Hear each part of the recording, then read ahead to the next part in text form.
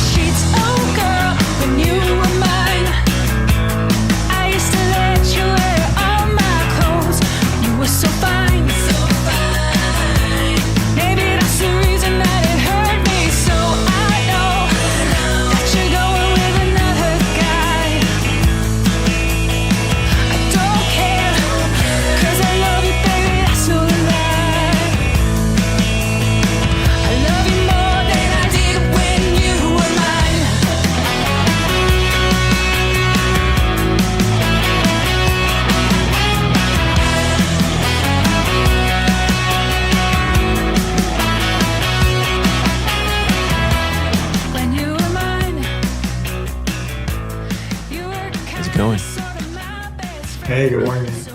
Can you see us? Yeah. I like that beanie. Yeah, man. That's when you don't have time to make your hair look good. Just wear a beanie. It always looks good, Michael. It always looks good. We already started recording, by the way. Nice. I was going to ask you, when it comes to like TabConf stuff, how early are you guys planning? I mean, serious planning 6 months before, but it's pretty much year round.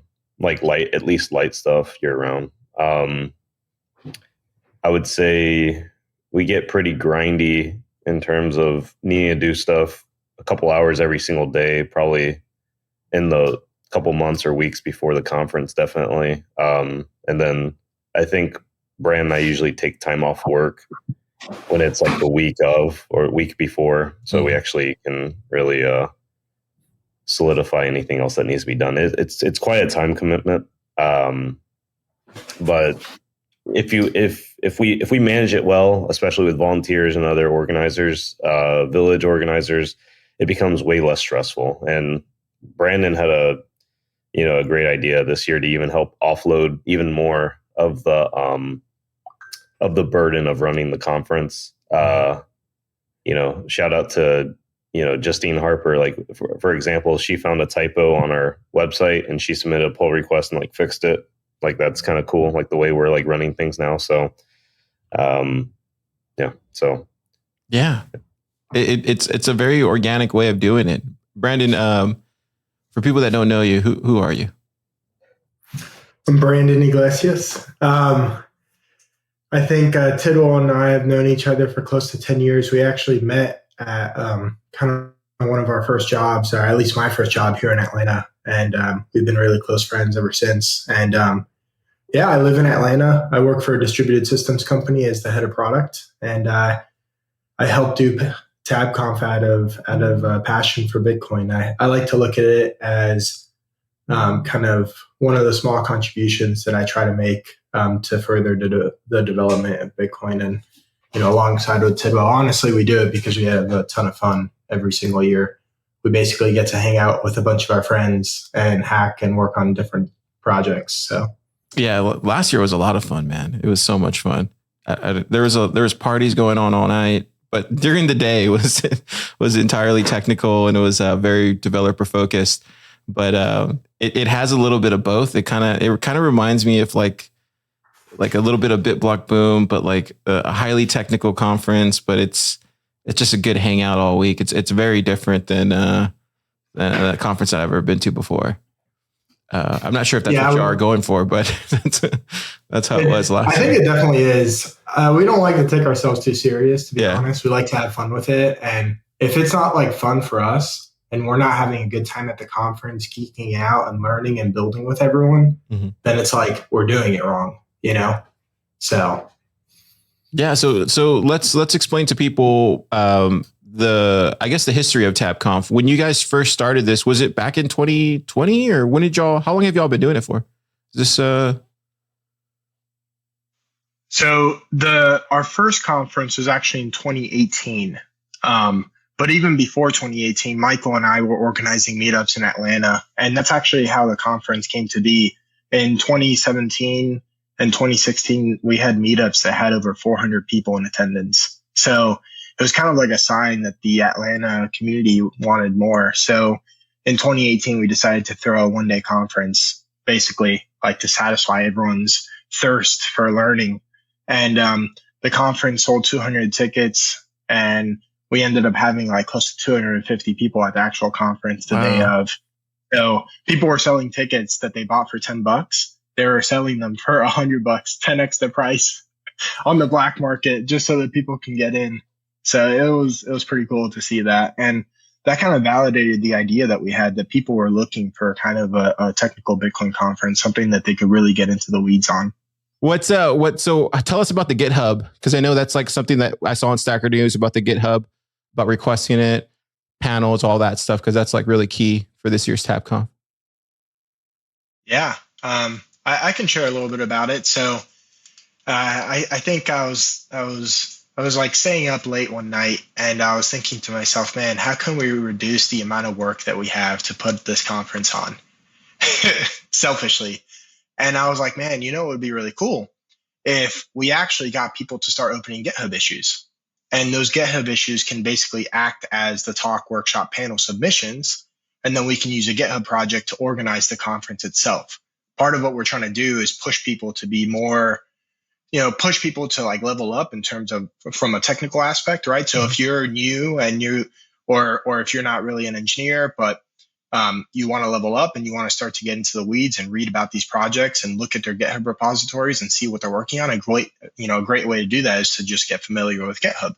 So I was thinking to myself, I'm like, man, it would be really awesome if we just ran this whole conference out of GitHub. It would also kind of help with the ethos and the feel of the conference. And you're going to walk around TabConf, everyone's going to have a computer screen open. They're going to be looking at the GitHub project, and then, referencing all the different repositories for the different workshops and talks that we're going to have at the conference. So it was kind of like, it was a combination of how can we reduce the overhead to run the conference, and how can we make the conference more open source and more transparent to everyone who's going to attend. Because typically conferences, when the programming is selected, it's kind of selected in a silo, right? And there could be quite a bias. So we're hopefully going to be getting a bunch of different people talking about these specific GitHub issues on the issues themselves. And then we can see what kind of talks and workshop submissions have traction within the people who are going to be attending the conference. Right. Yeah. Right now, I'm looking at it right now. We have about 16 panels that have been submitted, and we're still, and it's not till September, right? So that's pretty good, man. How many total panels and talks did we have last year? Yeah. Maybe a little just over on 20, maybe 40. No. We only organized one stage last year. In terms of like the whole conference, there might have been 50. I don't know, but for the stage that Brian and I organized, along with other parts of the team, like maybe like 20 or less. 20. Oh wow, dude. Yeah, because I mean, Yeah. I don't want to. I think a little bit more like long form sometimes is needed, especially for like deep stuff. You don't want to just give them 30 minutes. You want to give them like a whole hour, and then you only want to have like 3 or 4 of those a day. You start to really limit how many, events that you can have. I think maybe, under 20 is a good spot to, for a 2 days of organizing that stage. So that's just for the main that stage stage. also facilitated other things potentially going on before. Did we use that stage for work? No, we didn't. We didn't use that stage for workshops, did we? Yeah, I mean, outside of the 2 days for the main stage, we also organized, I think it was 22 workshops that ranged anywhere from an hour to 3 hours long. And then each of the independent villages had their entirely own schedule. So, the BitDevs village, the Next Gen village, the Pleb village, all of those villages had their own programming, their own schedule, and they kind of do that on their own. We're not a part of that. Yeah, I know when we were doing the Pleb Dev Village, it was a big undertaking. Like, I mean, I know it was Nifty helped out a lot, and so did Sean. But like, just the little things that we did for Pleb Lab, it was a lot, dude. Just getting people there and doing all that stuff. That Yeah, was just one village. we should even think like what I want to get in the mode of is I know y'all did popcorn and live coding. So imagine taking like way less stress and just Bringing the doing live popcorn. coding in popcorn village. So like it's just like real like you come in here to like live code and here's your slot and that's it. And then there's popcorn. You Yeah, can watch that was and Nifty's you know like idea. what It got project people in the you're working. door. Um yeah, it's like if you want to help contribute to this project, well, this guy's live coding. This would be a good time to come check it out. Do I don't know how much Q&A happened during the live coding, but I know they're taking questions Yeah, sometimes. Rusty. When Rusty did his, he was taking questions, and it was kind of interesting, and just to see how everybody solves problems differently. Just from like my perspective, I'm not that's not my niche, but it was just really fascinating how the problem solving happens when you guys code. You really realize, programming. yeah, when you watch someone live code, no one codes the right way the first time unless they're really, really comfortable with what they're doing, which means they're probably not growing if they're doing the same thing over and over. So if you're watching someone like do something, I guess you could say like new or work on something that they're not comfortable with, um, you'll start to realize these guys are humans. These girls are humans. Like they're no, like it becomes way less intimidating where you're like, oh, they're also on Stack Overflow, or they're also looking at documentation, or they're also needing F12 into stuff, and figure out, how this function calls this thing. And it, it's very like humbling to see, things done live sometimes because there's like this imposter syndrome kind of stuff that happens when you're around a bunch of people doing amazing things, and you realize, we're all quote unquote plebs here, like at least to some extent. And I don't know, I like it. One thing we're talking about GitLab a bit ago and how we're trying to use that to help offboard some of the organizing and stuff. What I think would be cool is the emojis for GitLab, when you can go to like a GitLab ticket and do like a thumbs up, a heart, rocket ship, whatever. If we utilize those emojis for voting, because I think there's a lot of pressure on the organizers to pick good content, and the organizers are never going to pick the best content no matter what, right? Unless they get lucky, or they're just they make it a full-time job and they get lucky, but what I was thinking is, instead of trying to guess, if we really utilize this idea where we can kind of get public sentiment on what's an interesting idea and what isn't, then it's like people can be like, hey, this had like 200 thumbs ups, maybe that's like a ton, but how come you guys didn't do it? Well, at least they can kind of hold our feet to the fire now and be like, well, yeah, we should have.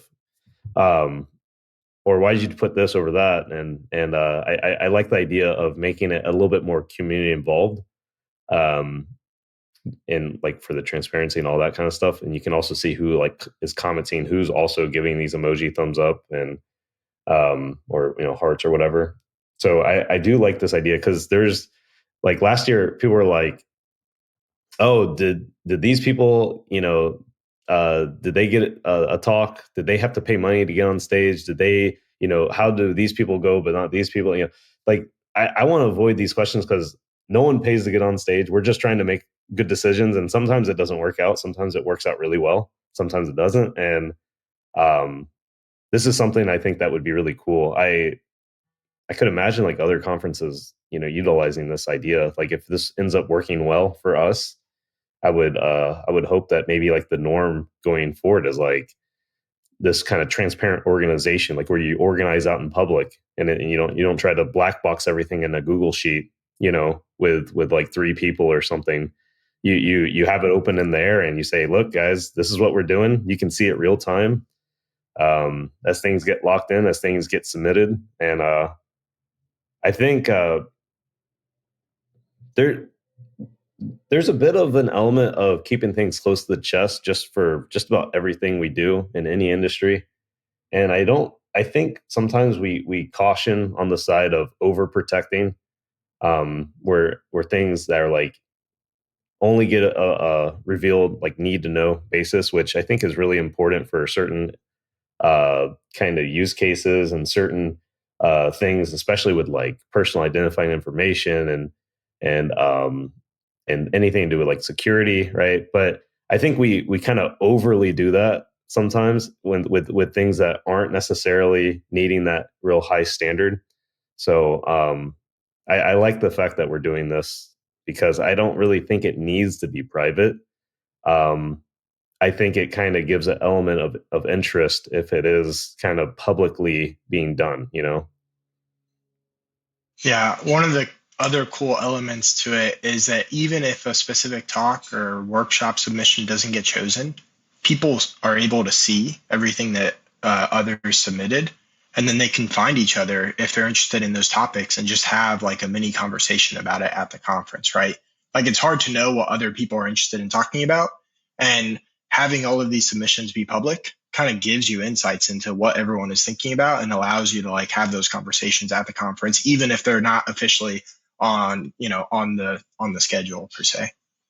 And then potentially even a village could pick up a interesting idea that other people aren't picking up. Like if there's someone that is like quote unquote a no name, like no one really knows who this person is, but they have a very interesting idea for a talk, then it's like if you have someone really passionate about like this idea, then they might say, "Hey, look, like come to our village and give this presentation." You know, like I think that also like brings that idea, Brandon. Yeah, I kind of want to go back to what you were talking about, Michael, about the openness of creating events and creating like these type of conferences. There is something to be said about biases or nepotism or even like pay to play kind of rules that kind of I agree with you. I don't want that to permeate in the things that I do. But it, like funny enough, like we're throwing our Sats by thing, right? And it's really hard to put even like a 1 day event together and a hackathon and things, but much less to try to put on like 4 days, what you guys are doing.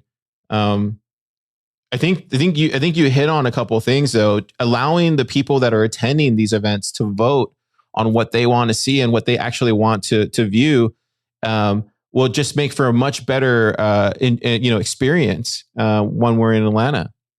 So I think you might be on to something that a lot of other people will start adopting if it kind of takes off this way. And it seems like there's already 19 of these, submitted. So it very seems likely. Some of the talks that we've been having around Austin about TabConf this year, like everybody's going to go, like that I've been talking to.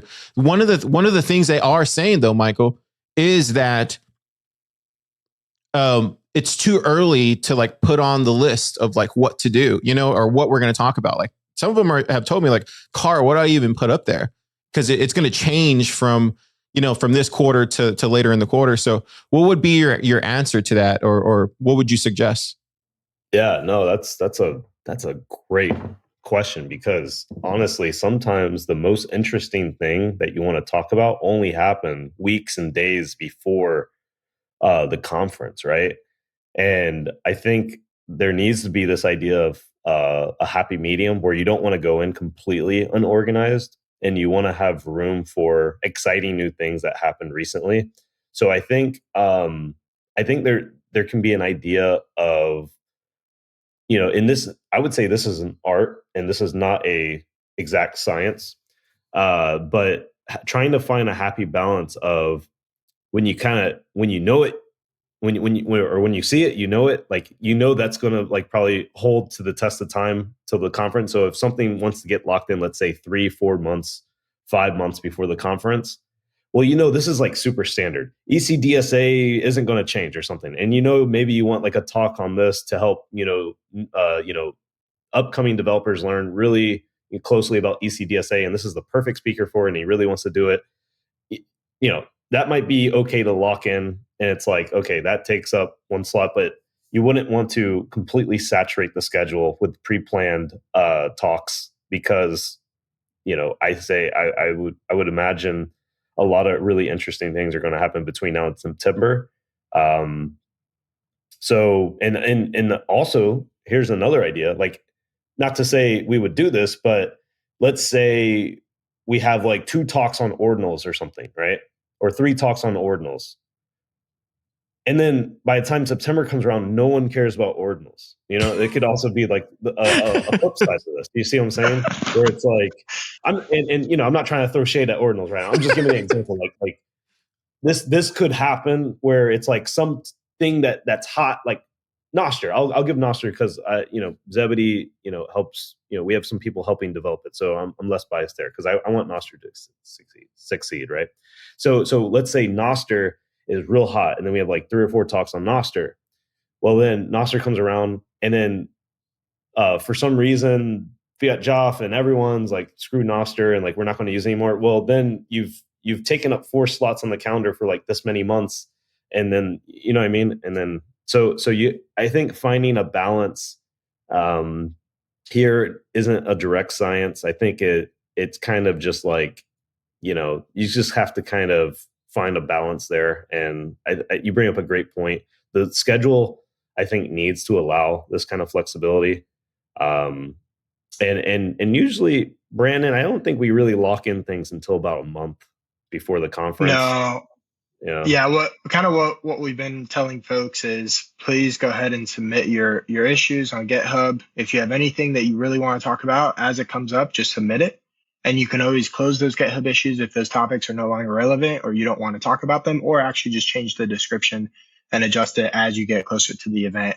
And I don't think we're going to be locking in any talks until probably somewhere between 3 to 6 weeks before the conference is when we'll actually start moving these GitHub issues onto the GitHub project that we're going to use for the schedule itself. So right now, if you go to the schedule, there's just 2 example talks essentially. But as we get closer and as we lock in some of these talks, then we'll move those to the schedule. And then when those talks get moved to the schedule, they'll get probably get a label attached to them that says like locked or something. And then that's how you'll know that talk is going to happen, at least on the main stage at TabConf. So. Yeah. It's like, so let's say hypothetically, like programming Bitcoin in Rust, right? Like that's one that looks like Tobin put in here 4 days ago. That's kind of been taken off here. We're about to do a workshop here on Saturday about it. Let's say hypothetically everybody wants that to be a thing, because I want to see that panel or workshop at TabConf. I just go in there and then comment below, or are we doing the smiley face, Michael? Like, what are we doing there as far as like thumbs up? We have no. There's already 3. We have no formal process. There's already. Yeah.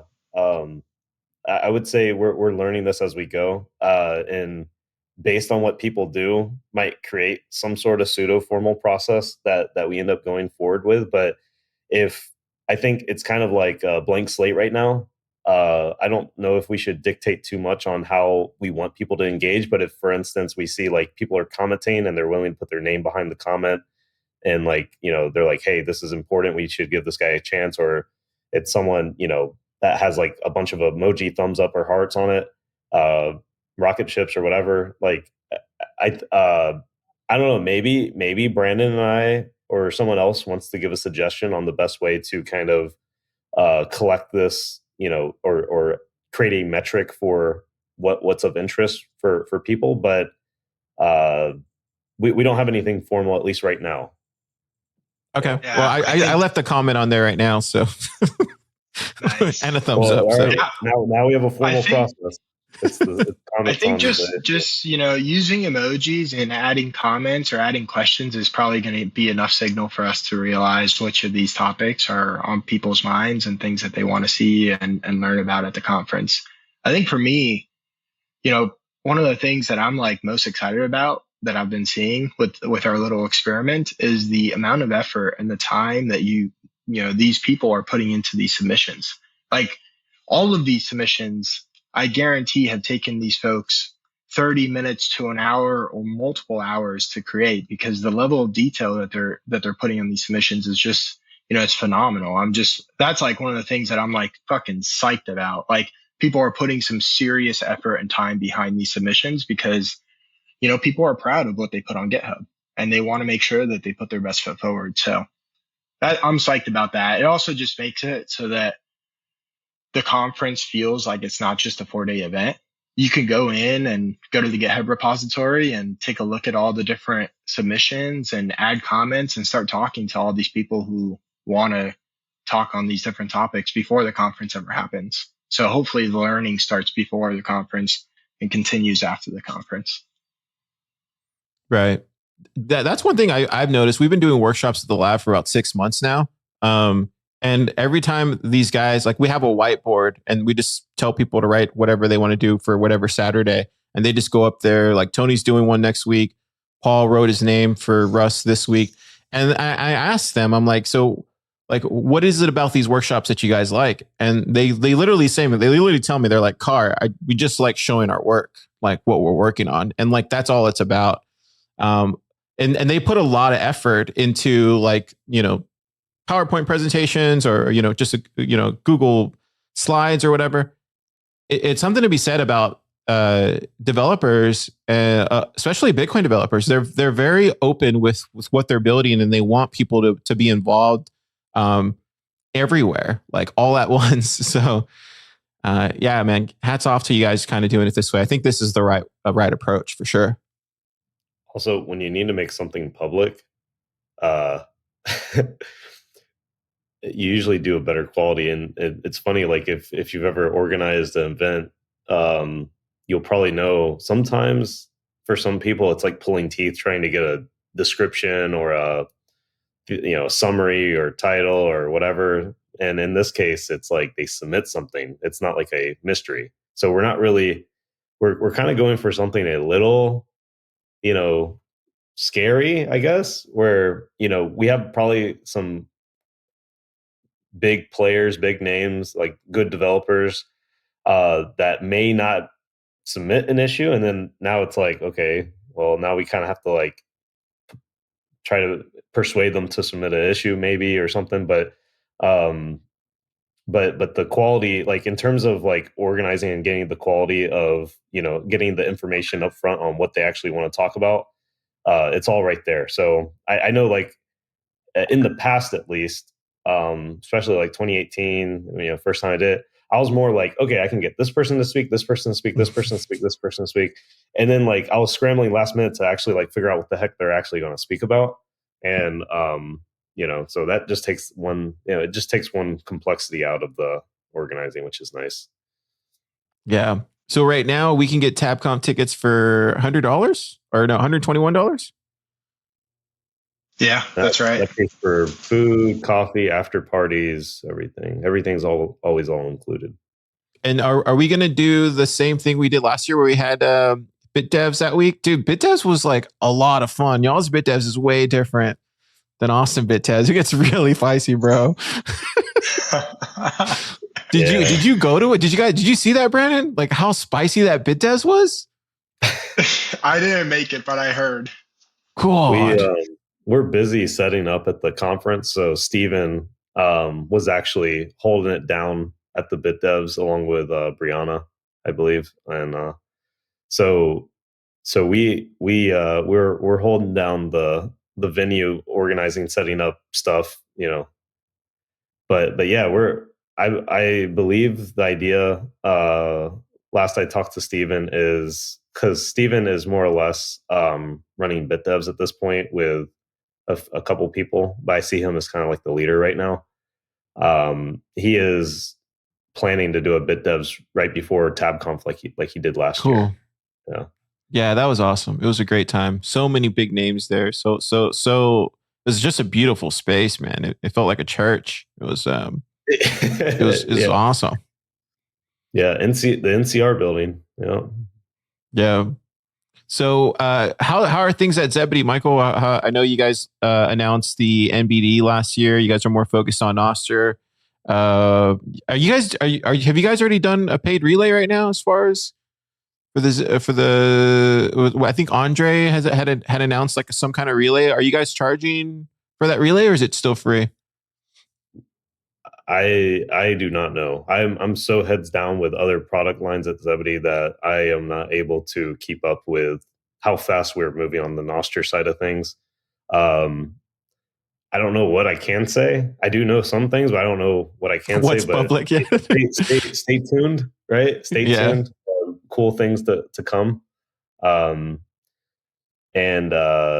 I mean, we're definitely interested in Nostra, as some of the people at Zebedee are really, really heavily involved, like Fiat Jeff, for instance. So Andre, yeah. I think for sure there's probably going to be at least one thing happening at TabConf about Nostr. Yeah, what do you think? Are you guys going to do a hackathon this year?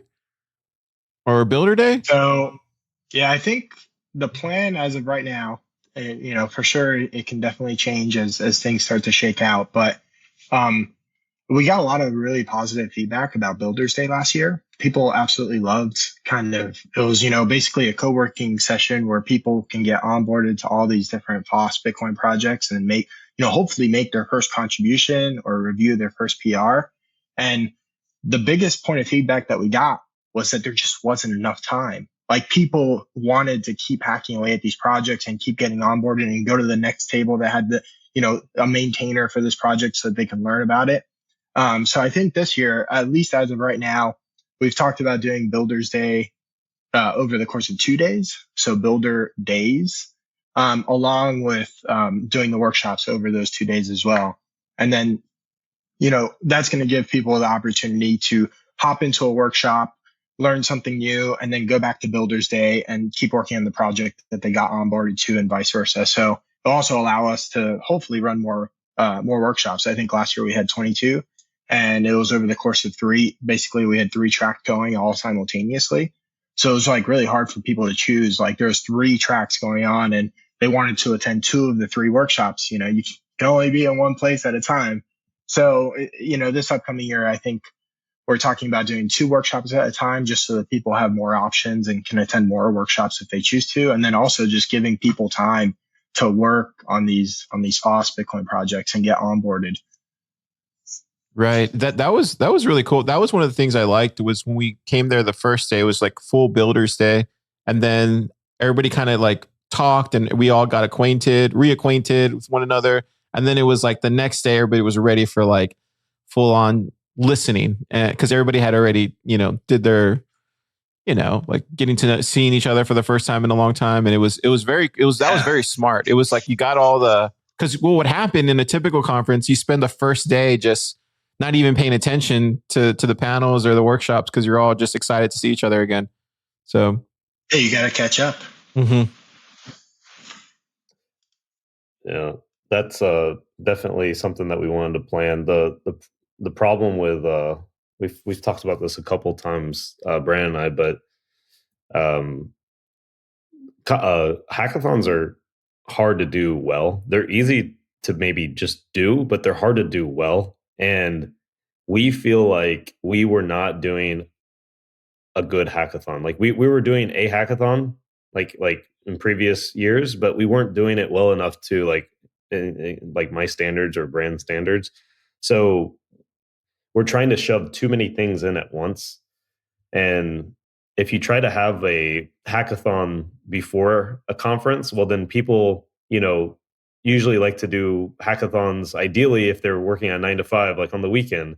But then if your venue is on a Thursday, then you have to do either the hackathon after the conference or a whole week before the conference. And then that's a big time commitment. And then will you have enough interest in people wanting to be in Atlanta for a whole week? And then will you have, if you do a hackathon after the conference, well, after the conference is over, a lot of people leave and all that energy leaves the city, right? So it's scheduling that is tough. And then also, if you have a hackathon kind of after a conference, it's almost like you spend all this time networking and spending all this energy learning and all this, and then you're kind of like, okay, now I need to sludge through this. And if you have it before, you're spending late nights, and then you're maybe even doing stuff during the conference and you can't enjoy the conference. That's essentially why we decided to do Builders Day, where it was a hackathon light, where there were no hard objectives. There were no perverse incentives. A perverse incentive potentially being, hey, this hackathon has X thousands of dollars in prize money. So now you have to build something in order to satisfy that objective, versus what we want to do is have the person work on what they actually want to work on, with no kind of like prize potentially that is for that specific thing, and that they could that they'll want to work on afterwards, right?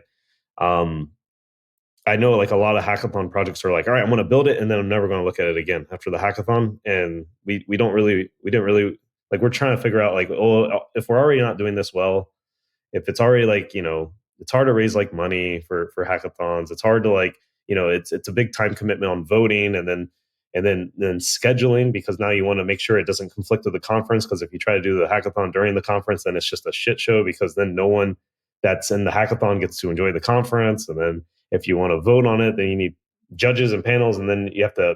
Then it's like, do you want to recognize those people at the conference, and then do you have time for that? Or if you're doing it afterwards, then you don't even get that opportunity. And it's just a lot of work, and it takes a lot of energy to run well. And we felt like we would better be served with a very relaxed Builders Day environment, that would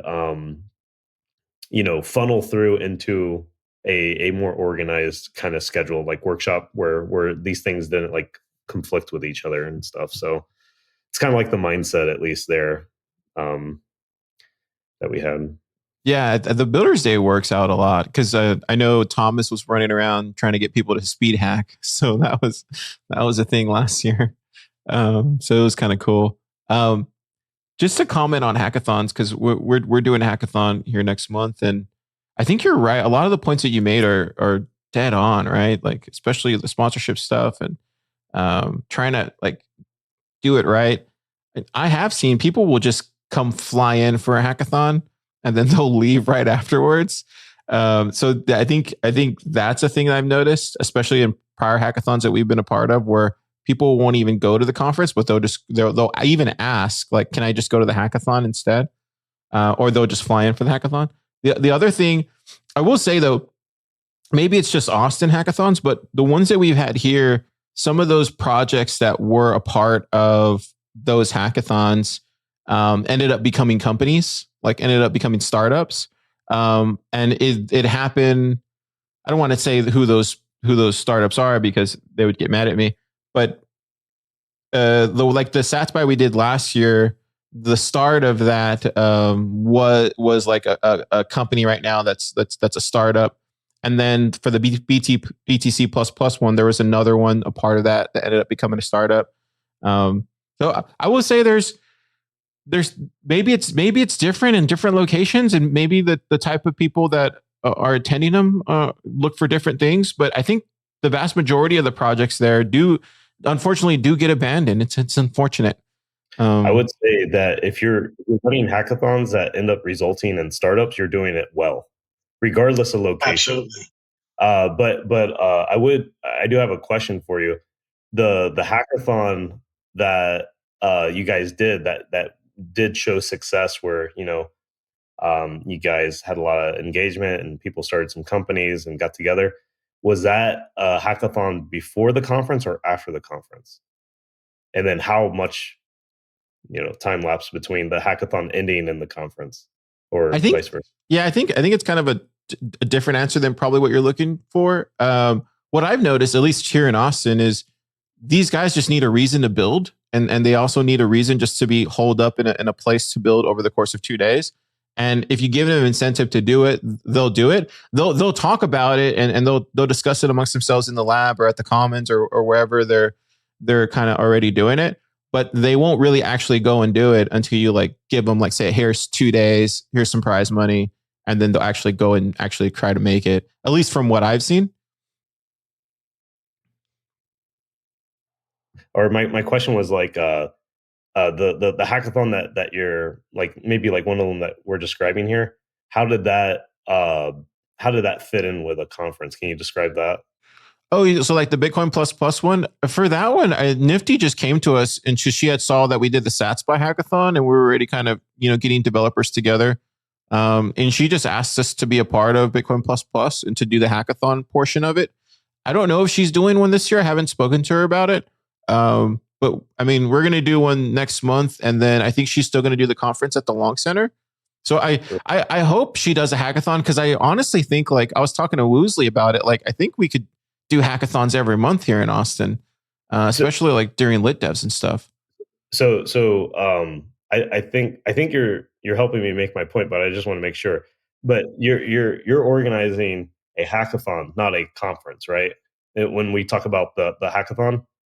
So like, to my point is, it's really hard to put the hackathon really like and fit it nicely into a conference. I think hackathons should be hackathons and don't necessarily need a conference to be part of that. Now, if someone wanted to do a hackathon for TabConf or like before TabConf, after TabConf, whatever, I don't think that should be up to TabConf. I think that should be up to whoever wants to organize that hackathon. And that's a great idea. And I just, like, even if a village wanted to do a hackathon, that's on them, right? I just don't feel like TabConf needs to be responsible. Like, we can be the container for the building, like we can buy the space and give it to people, but we don't need to actually run the hackathon, because I think it's very hard to do that well. Like, because then you're just going to get to where someone's like, oh, well, we can't have this talk because that's during the hackathon or this. Like, the hackathon just needs to be its own independent like entity that like the conference doesn't need to worry about. The hackathon doesn't need to worry about the conference. Like, there's no stress there. There's no tension. It's just, it is what it is. Like, even if they're at the same time. So yeah, that's my point is, it's very hard to do the conference hackathon thing well. It's not impossible. I just think it's very hard. I think the ideal situation, like the absolute ideal situation, is you have, which is, I don't think we're not in the position to do this, Brandon, but it would be, you have a hackathon on a weekend, and that prevents people from needing to, take time off work, or maybe you start on a Friday where only people need to take off like Friday. And then you start the conference directly after the complete conclusion of the hackathon, and the people from the hackathon all get free tickets to that like actually submitted work, get free tickets to the conference. I think would be kind of like the ideal situation, where the hackathon is completely independent of the conference, and the people that participate in the hackathon are also now like saying, thank you for hacking. If you want to also not just fly out of town, if you want to also just hang out with us, we're going to do this for the next few days.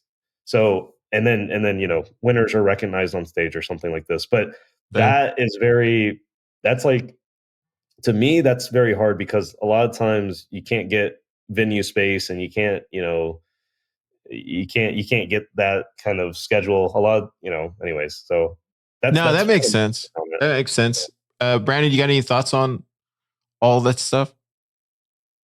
I mean, my main thought is that I'm really happy that Austin is taking lead on doing the hackathons, because we didn't do it well, but you all are doing it well. So I'm like really happy that you all are focused on this and making it happen, and giving builders a space to build, like what you were describing. Yeah, shout out to Parker, man. Parker Lewis. He's always been a big champion of developers here in Austin, and it's literally like we were having the Sats by thing, and it's just too big. Like, it's going to be too big, and reached out to Parker. Was like, Parker, can we do it over there too? And he's like, yeah, Car, whatever you want. So it's just hats off to Parker and the team at Bitcoin Commons, Kaylee and all them, really making it happen. Yeah. What are you guys associated with the Terminus Laboratory? Like, do you guys work out of there, or how is that going? I'm always curious, so I don't hear too much from it. I know they do workshops and stuff. Yeah. So Steven, Brian, and there might be one or two other people, but that's their initiative. That's not related to like TabConf or anything. That's just another thing going on in Atlanta. Oh, cool. Yeah. Oh, cool. Do you guys all like Steven Delorme and Brian Nani are are if you know who they are, they're Yeah. I think they're running that mainly. Yeah. Oh, cool. Okay. And you guys do they do, because I see sometimes they do workshops on Saturdays and stuff. Do you guys ever attend those, or how is that going? I actually went over there on Tuesday to hang out with Brian and do some work. So it's a great place to go hang out and co-work and do stuff like that. Yeah, I've been to Terminus several times. It's a nice spot. They bought more like office space there. They have it's a nice like cozy setup.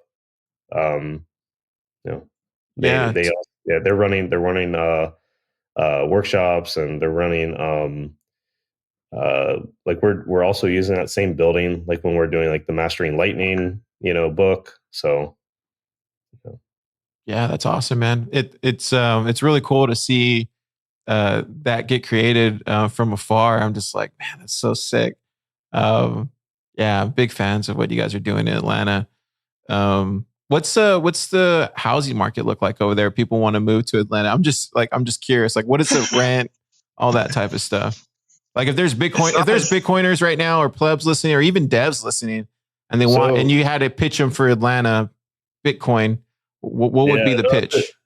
It's a good question, because like the big thing that comes up is like, oh, you have state income tax and Florida doesn't. So that's like one thing I've heard. Another thing is Georgia, about, I don't know, 4 years ago, 3 years ago, like before COVID, was very, very affordable and cheap. And now we're not, we kind of like the same thing that happened like Arizona happened to us, where like everyone's like, oh, it's very, very cheap. You can get like a really nice house for like 200 grand in like Georgia, like a really nice badass house. And like everyone just like flocked to Georgia and like bought all this real estate. And I think BlackRock bought like a third of every new house in Georgia at one point, at least during like that boom cycle. So yeah, I mean, it's the best time to buy Bitcoin was 3 years ago, and the second best time is now. And I don't know if the same is true for Georgia, right? But for housing, but 3 years ago it was very juicy in terms of pricing. Now, like all the houses have like doubled in price because people found out Georgia was a state and it was cheap or something. And you're not selling Atlanta well, Michael. I'm just saying, like, it is what it is. We're still way cheaper than like New York and California and Florida and stuff, but Yeah. Even Nashville, Tennessee, and has gone up. And it doesn't help when we're printing all this money. People are becoming more, I think COVID and the whole like work from home thing, and everyone becoming a little bit more mobile, like in terms of where they want to live. It's really made these cities less holy, like where you don't need to be in Silicon Valley. You don't need to be in New York. You don't need to be in DC. You don't need to be in Seattle.